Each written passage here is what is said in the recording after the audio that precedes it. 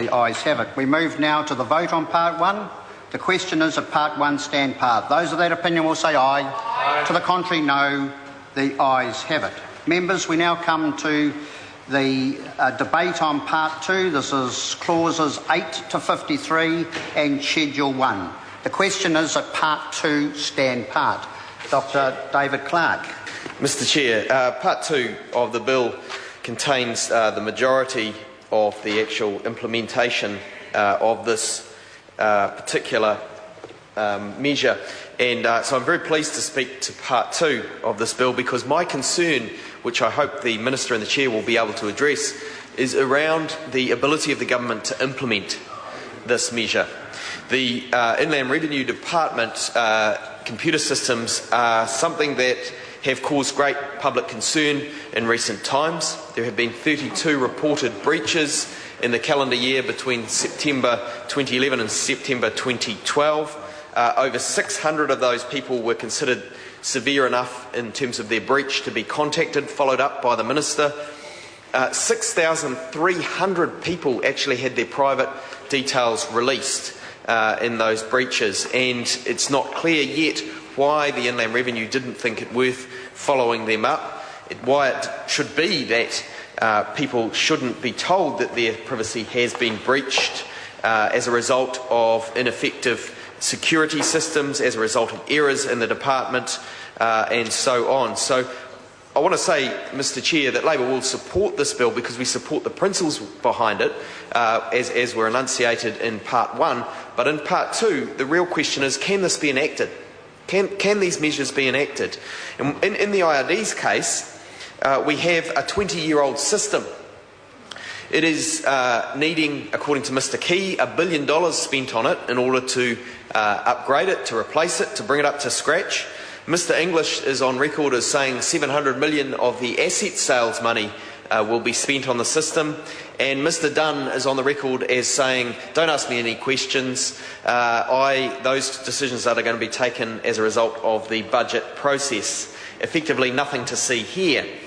Mr. Chair, I have serious concerns because this is a department under incredible stress, and we are seeing bills now coming through the House that take backward steps. The government says we are implementing this in principle, and then later on has to follow up with legislation that says actually we've realised we can't implement these changes and we now have to change the goalposts. We have to move the goalposts to a place where we can put the ball through. And Mr. Chair, that raises a serious question about whether we should be considering this legislation now or whether it isn't actually premature, given that it may not be able to be implemented in the way that is intended. I'm deeply concerned about the breaches at the IRD and also those at AACC, at WINS and in NovaPay. And I've certainly heard whispers around my electorate of other NovaPay breaches that have yet to be publicly alerted. So it's not over yet. I'm sure there will be more breaches coming to light. When I became aware of the IRD breaches, I did a quick calculation and realised that if the current rate of breaches continues, in a little over a decade, it will be 1 in 20 New Zealanders that have had their privacy breached by the government if the current rate of breaches continues. Now that is outrageous.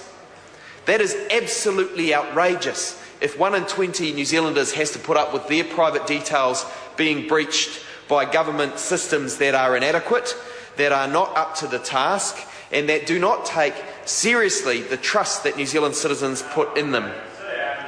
Hey, Mr. Bennett on the other side of the House there is uncomfortable with these facts and figures and is wanting to put that on record. He should come across the floor and join a party where Davids can get ahead. I know his heart's in the right place, but these are serious issues that we're raising. These are serious issues where 1 in 1,000, 4 out of every 1,000 Kiwis have had their private details breached in the last 12 months. Where 1 in 20 will have their private details breached if this isn't addressed in the next decade. And we see a government that has no plan. In the case of the IRD, the government is yet to outline a plan.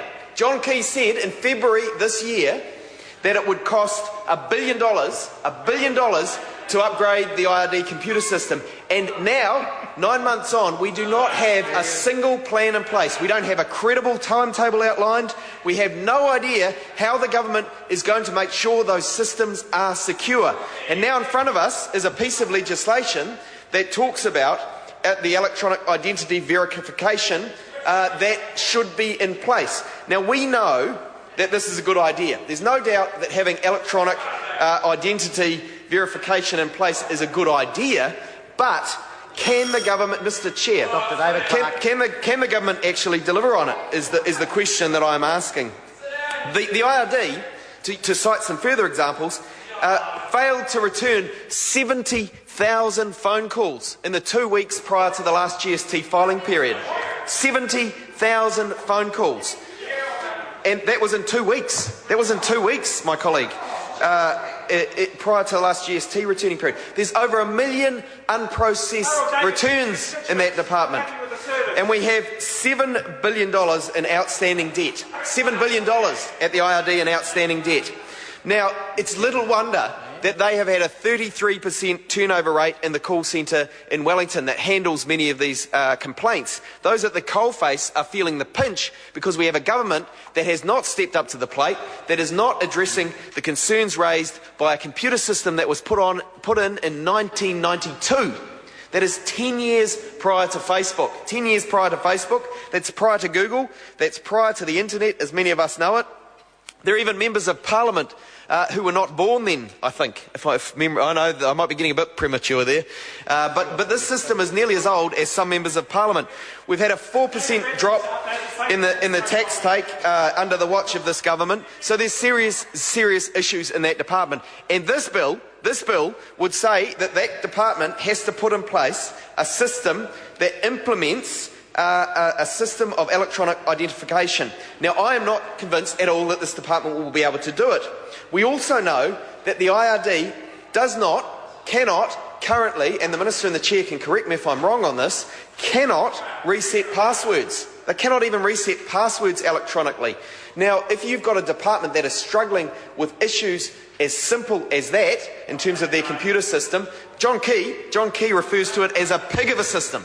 A pig of a system. Now, 9 months on, these are from the Prime Minister's own mouth, those words. 9 months on, we do not have any idea how the government is going to address that system. And we have a bill with more aspiration in it, but we see no progress. How can the confidence of the New Zealand taxpayers be restored? It is being shot to pieces by the breaches this government is making. Shot to pieces. ACC breaches, IRD breaches, WINS breaches, now NovaPay breaches. And what we're seeing is a pattern. What we're seeing is a clear pattern. We have some talk about how these things are going to be addressed, and then often we have a retraction, but we do not have any credible plan outlined as to how these problems are going to be addressed. And New Zealand taxpayers give over their private details in good faith, and good on them, because people do need to pay their fair share of tax. They do need to sign up for the various government services that are available, but they are getting nervous because of the inaction of this government. So, Mr. Chair, while Labor will support this bill because it supports the principles in it, we hold very, very deep concerns about the government's ability to implement these changes. I call Jan Logie. Thank you, Mr. Chair. I'd just like to make a very brief call on behalf of